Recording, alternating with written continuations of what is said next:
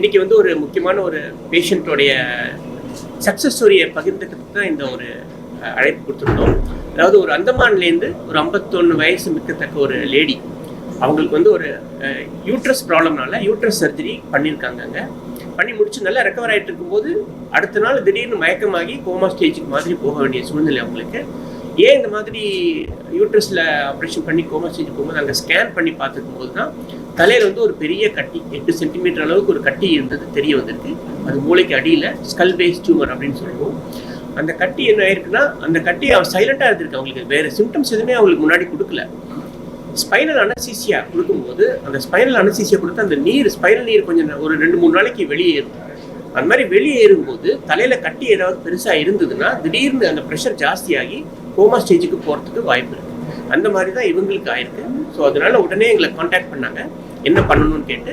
நம்ம உடனே வந்து உங்களுக்கு ஆப்ரேஷன் பண்ணது ஒரே தீர்வு, வேறு வழி இல்லைன்னு சொல்லி உடனே அவங்களுக்கு அங்கே அந்தமானில் வந்து நியூரோ ஃபெசிலிட்டிஸ் இல்லாதனால உடனே ஆம்புலன்ஸில் ஏர் ஆம்புலன்ஸில் ஷிஃப்ட் பண்ணி இங்கே கூட்டிகிட்டு வந்தாங்க.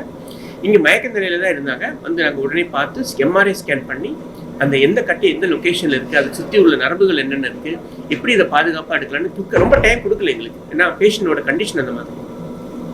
ஸோ எவ்வளோ சீக்கிரம் பிளான் பண்ண முடியுமோ பிளான் பண்ணி அடுத்த நாளே நம்ம அந்த கட்டி மூளை வீக்கத்தை குறைக்கிறதுக்கு மருந்துகள் ஸ்டார்ட் பண்ணி ஐசியூவில் அட்மிட் பண்ணி அன்றைக்கே ஆப்ரேஷன் பண்ணிட்டு வந்த உடனே ஆப்ரேஷன் வந்து அந்த ஸ்கல் பேஸ் சர்ஜரின்னு சொல்லுவோம். அது கொஞ்சம் காம்ப்ளெக்ஸான ஒரு சர்ஜரி. ஏன்னா மூளைக்கு அடியில் எல்லா ரத்த குழாயும் நரம்பும் அந்த மூளைக்கு அடியில் வழியாக தான் போகும். யூஸ்வலாகவே இந்த மாதிரி ஒரு சர்ஜரியே காம்ப்ளெக்ஸ் தான், ரொம்ப பிளான் பண்ணி தான் அந்த மாதிரி சர்ஜரி பிளான் பண்ணுவோம். ஆனால் இவங்களுக்கு வந்து ஒரு இக்கட்டான சூழ்நிலை, எமர்ஜென்சியாக பண்ணக்கூடிய ஒரு சூழ்நிலை இருந்தாலும் அந்த எம்ஆர்ஐ ஸ்கேனில் சில விவரங்கள் தெரிஞ்சதுனால உடனே ப்ரொசீட் பண்ணி அந்த கட்டியை நல்லபடியாக ஆப்ரேஷன் பண்ணி எடுத்துட்டோம். ஒரு 6 மணி நேரம் கிட்டத்தட்ட ஆச்சு. நிறைய ப்ளீடிங் நிறைய இருந்தது. பட் எல்லாம் சமாளிச்சுட்டும் கட்டி நல்லபடியாக வந்துடுச்சு. அவங்களும் கொஞ்சமாக நல்லா ரெக்கவர் ஆகிட்டாங்க. ஸோ இப்போது இன்றைக்கி 8வது நாள். இன்றைக்கி தான் வந்திருக்காங்க பேஷண்ட், திரும்பவும் நல்லா இருக்காங்க. She is completely recovered. இன்றைக்கி ஸ்டிச்சஸ்லாம் எடுக்க போகிறோம். எடுத்துகிட்டு 1-2 நாளில் இங்கே தங்கி இருந்துட்டு அவங்க ஊருக்கு அந்தமானுக்கு போகிறதுக்கான ஏற்பாடு பண்ணிட்டு இருக்கோம். கட்டி ரிப்போர்ட்டும் வந்திருக்குது. நல்ல கட்டி தான். இது வந்து ஒரு கிரேட் 1. ஸோ இப்போ ஃபர்தராக அவங்களுக்கு தெரப்பி தேவைப்படாது. ஏன்னா கட்டி ஆப்ரேஷன் பண்ணி ஃபுல்லாக எடுத்துட்டோம். ஏன் இந்த மாதிரி ஒரு கட்டி வந்து சைலண்ட்டாக இப்படி வளர்ந்துருக்குங்கிறது சிலவங்களுக்கு வரலாம். யூஸ்வலாக இந்த மாதிரி கட்டி வந்து தலைவலியாலேயோ இல்லை கண் பார்வை மங்கிறதுனாலையோ இல்லை ஒரு ஃபிட்ஸ் மாதிரியோ தான் வந்து ஹாஸ்பிட்டலில் ப்ரெசென்ட் பண்ணுவாங்க. இவங்களுக்கு வந்து ஒரு சைலண்ட்டாகவே இருந்திருக்கு. இந்த ஸ்பைனல் வந்ததுக்கப்புறம் தான், கோமா போனதுக்கப்புறம் தான் அந்த கட்டி இப்படி இருக்கிற விஷயமே தெரிய வந்திருக்கு. இது ரொம்ப ரேர் இந்த மாதிரி ப்ரெசன்டேஷன். அது எவ்வளோ பெரிய கட்டி, சின்ன கட்டினா அண்டர்ஸ்டாண்ட் பண்ணிக்கலாம்.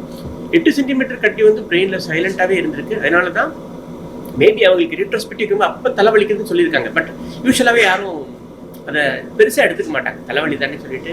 அதே மாதிரி தான். அதனால் வந்து தலைவலி ஏதாவது இருந்ததுன்னா, தொடர்ந்து இருந்ததுன்னா அவங்க கண்டிப்பாக மருத்துவரை ஆலோசிக்கணும். இவங்களுக்கு வந்து இந்த ஆப்ரேஷன் யூட்ரஸ்க்கு முன்னாடியே இந்த மாதிரி தலைவலிக்கு நரம்பு டாக்டர் யாராவது பார்த்து அவங்க ஸ்கேன் பண்ணியிருந்தாங்கன்னா இந்த ஆப்ரேஷன் வந்து ஸ்பைனலில் பண்ணக்கூடாது, அனஸ்தீசியா கொடுத்து பண்ணணும். இல்லைன்னா இந்த கட்டி, பிரெயின் கட்டியை ஃபஸ்ட்டு ஆப்ரேஷன் பண்ணி முடிச்சுட்டு தான் யூட்ரஸ் எடுக்கணும். ஆனால் இவங்களுக்கு அந்த மாதிரி சிம்டம்ஸ் இவங்களும் பெருசாக அதை சொல்லலை, அதை அவங்க பெருசாக எடுத்துக்கல. அதனால வந்து ஸோ ஒரு விழிப்புணர்வு இது.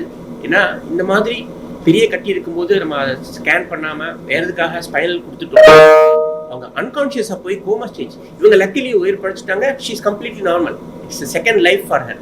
பட் எல்லாருக்கும் இந்த மாதிரி அதிர்ஷ்டம் கிடைக்காது.